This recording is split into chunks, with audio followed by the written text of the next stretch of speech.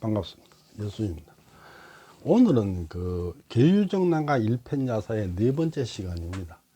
오늘하고 다음번하고 두 번 나누어서 그 운생 목유록, 그러니까 목유록의 내용이 어떤 것인지에 대해서 그 핵심적인 부분을 짚어보고 스토리가 어찌 흘러가는지 정도만 살펴보겠습니다.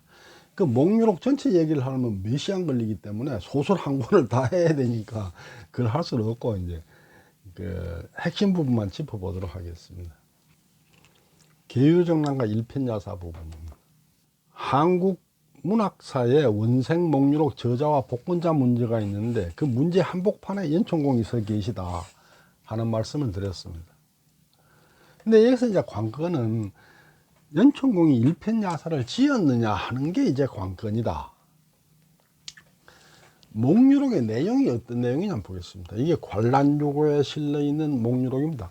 다른 책에서는 전부 원생 목유록 그렇게 말하는데 관란유고에서는 목유록 그렇게 적혀 있어요. 왜냐하면은 이 목유록이 학계에 알려지기를 다른 사람들 문집에서 나온 거예요. 원호가 아니고 후세 사람 문집에 나온 거예요. 그런데 거기서 이 소설의 주인공이 성이 원씨이기 때문에 그 다른 사람들은 문집에 적으면서 원생의 꿈 얘기다 해가지고 원생 목유록 제목을 그리 붙인 거예요. 근데 원호는 자기 꿈 얘기니까 원생 목유록이 아니고 그냥 목유록이죠. 자기 문집이니까. 그 차이가 있어요. 그러니까 관란유고 원호의 글에서는 그냥 목유록이라 그러고 다른 사람 글에서는 원씨의 꿈 얘기니까 원생 목유록 그렇게 말하는데 지금 학계에서는 이 목유록이 알려지지 전에 이미 다 퍼져가지고 이게 정설로 돼버렸기 때문에 원생 목유록 그렇게들 말하고 있는 거죠.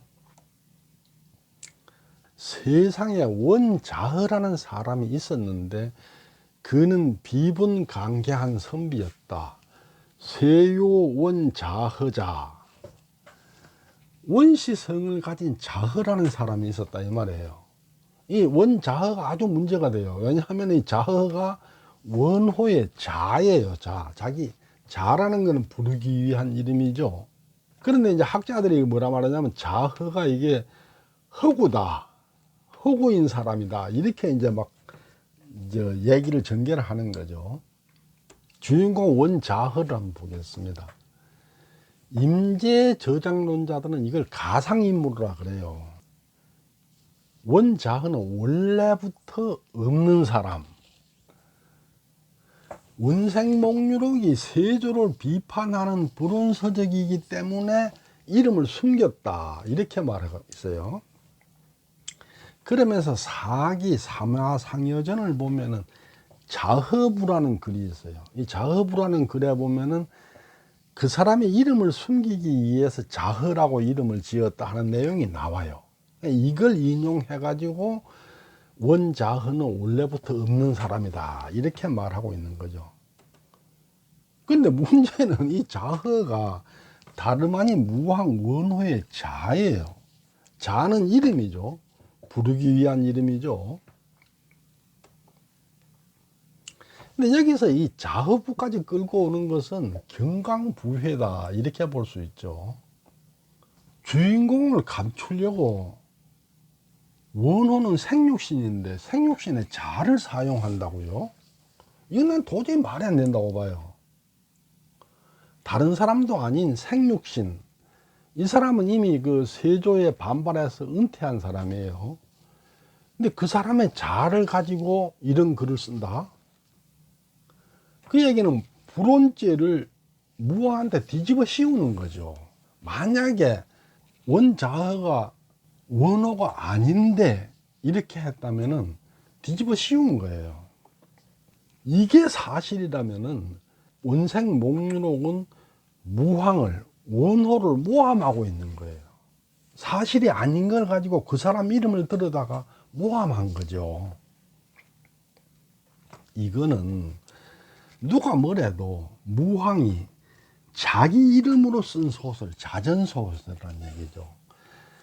내가 원자허다 하고 말할 수 있는 사람은 본인밖에 없죠. 남이 그렇게 하면 모함이에요. 내가 하면 모함이 아니지. 내 목숨 걸고 하는 거니까. 목유록으로 계속 가보겠습니다. 그 사람은, 그러니까 원자허는 능력은 뛰어나지만은 세상에는 용납되지 않았기 때문에 나은과 같은 한을 품고 살았다. 이 나은이 누구냐면은, 근데 아주 유명한 시인인데 과거를 봐서 10번이나 떨어진 사람이에요. 그러니까 운이 없는 사람이다 이 말이지. 낮에는 밭에 나가서 일을 하고 밤에는 집에 돌아와 애성현이 지은 글을 읽었다. 역사책을 읽다가 역대 왕조가 망할 위기에 처하고 운세가 세력자에게 넘어가는 것을 보면은 책을 덮고 책 위에 얼굴을 묻고 울면서 그때 만약에 내가 살았다면은 어찌 했을까? 골똘히 생각을 해보니 불우하고 무능한 자신이 바로잡지 못했기 때문이라고 생각이 되었다. 지금 현재 단종이 쫓겨나고 세조가 등극을 하고 사육신이 다 죽고 한 이 사건이 내 같은 사람이 무능했기 때문이다 이렇게 생각했다 이 말이에요. 뒷얘기가 긴데 그 얘기를 축약을 해서 설명을 드리겠습니다. 이제 어느 가을날 저녁에 책을 읽다가 잠이 들었어요. 원자허가. 근데 꿈속에 중국 장사에 있는 강변에 도착했어요. 장사는 중국 발음으로 장샤 그러죠. 호남성의 수도, 저 장가게가 있는, 장가게 약간 동쪽에 거기 있는 거예요. 호남성 장사는 초나라의 수도죠. 그래서 이제 복권자를 만나요. 강가에서. 그래서 이제 복권자의 안내를 받아서 가서 강변에 있는 정자에서 이제 단종하고 사육신을 만나는 거죠. 목유록으로 돌아가겠습니다. 원자허는 물러나서 자리가 마련되기를 기다려 가장 끝자리에 꿇어 앉았다. 그러니 가서 이제 수인사를 하고 물러나 서 있다가 이제 자리가 마련되니까 맨 밑에 끝자리에 가서 꿇어 앉았다는 얘기예요. 원자허가 앉은 바로 윗자리에는 원자허를 데리고 온 복권자가 앉았다. 맨 말석에 원자허가 앉고 그 다음 자리에 복권자가 앉았다. 복권자 위에는 5사람이 각각 벼슬이 높은 순서에 맞추어 앉았다. 이게 굉장히 중요한 부분이에요. 5사람이 각각 벼슬 순서로 앉았어요. 그 얘기는 이 5사람이 복권자나 그 원자허보다는 벼슬이 높은 사람들이란 얘기죠. 복권자하고 그 원자허가 이 5사람보다 사육신보다 벼슬이 낮다는 얘기예요. 서열에 따라 자리를 배치를 했죠. 단종은 왕이니까 당연히 상석, 제일 상석에서 남면에서 앉아야 되죠. 그리고 대개 이제 손님이 왔으면 손님을 상석에 배치하는 게 상식적인 거잖아요. 그런데 그렇게 하지 않았어요. 그리고 상석에는 사육신들이 벼슬 순서로 앉아요. 그리고 이제 맨 밑에서 두 번째 복권자가 앉고 맨 마지막 자리에 원자허가 앉아요. 이 말은 복권자와 원자허를 손님 취급을 하지 않고 사육신하고 이너서클에다가 집어넣는다 이 말이에요. 저 손님으로 보는 게 아니고 이너서클로 넣는다 이 얘기를 하고 있는 거죠. 근데 원자허는 1397년생인데 사육신 중에 나이가 제일 많은 사람이 하유이지예요. 하유이지가 1412년생이니까 이 원자허보다 한 나이가 15살 적죠. 근데 벼슬은 원자허가 삼품간으로 최말단 직제학이에요. 그런데 만약에 복권자가 남효원이라면은 남효원은 품계가 없어요. 생원이요, 생원. 그러면은 당연히 남효원은 원자허 밑에 말석에 앉아야 돼.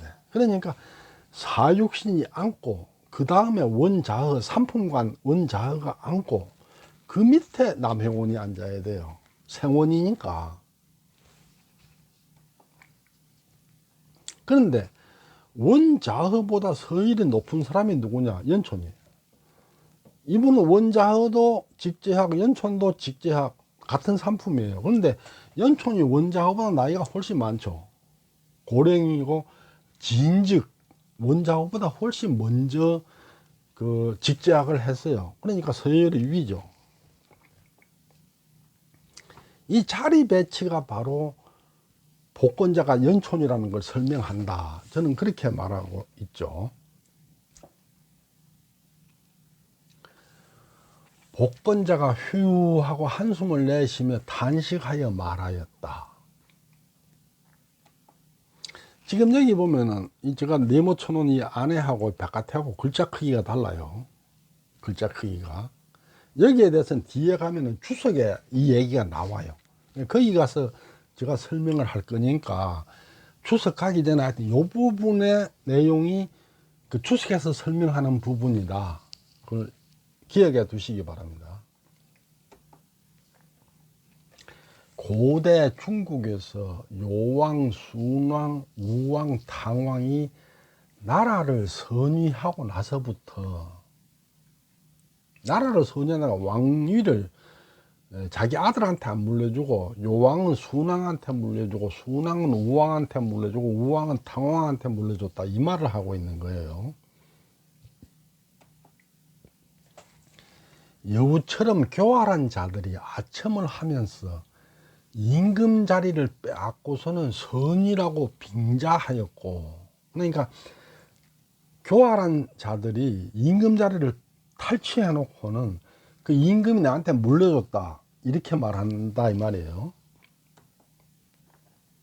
신하라는 자가 임금을 몰아내 놓고서 선이라고 명분으로 내세웠습니다. 사실 다 그렇게 하죠. 고려도 뭐 저 공양왕을 갖다가 몰아내고 태조가 왕이 되면서 선위를 받고 뭐 이런 식으로 하죠. 그런 풍조가 천년을 도도히 전해와서 마침내 구제할 길이 없게 되고 말았습니다.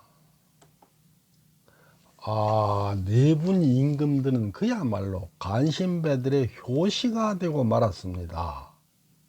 그대 얘기가 쫙 나와요. 나오는데 뭐 그건 별로 의미가 없으니까 생략하고, 복권자가 낮아서 단종이 퇴위되는 사건으로 화제를 끌고 가는 거죠. 그러니까 선위를 빙자해서 단종을 몰아낸 거가 부당하다 이 주장을 펴는 겁니다. 이거가 저는 복권자가 최초로 계유정난에 반발했음을 묘사하고 있다 저는 그렇게 봐요. 그냥 제가 앞으로 계속 얘기를 하겠지만 저는 그렇게 생각하고 있는 겁니다. 왜냐하면은 계유정난 직후에 사육신도 다 그 계유정난에 동조를 해요. 처음에는.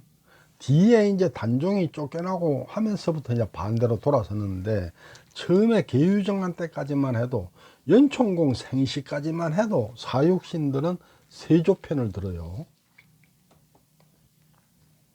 그래서 연촌의 충성심이 사육신보다 크다 그렇게 말한다 저는 그렇게 봐요. 왜냐, 계유정난 직후 연촌공 생시에는 사육신도 다 수양대군 편을 들었으니까 오직 연촌하고 무황 이 두 분만 수양대군에 반발했으니까, 그 증거는 제가 뒤에 가서 다시 보겠습니다. 일단 그 목유록 내용을 좀 살펴봤습니다. 다음번에는 이제 시집기를 하는데 그 시에서 그 시 내용을 가지고 그 시를 진 사람이 누군지를 다 밝혀줘요. 그걸 보면은 복권자가 지은 시를 보면은 복권자가 누군지 그걸 알 수 있겠죠. 그 부분을 살펴보겠습니다. 경청해 주셔서 감사합니다.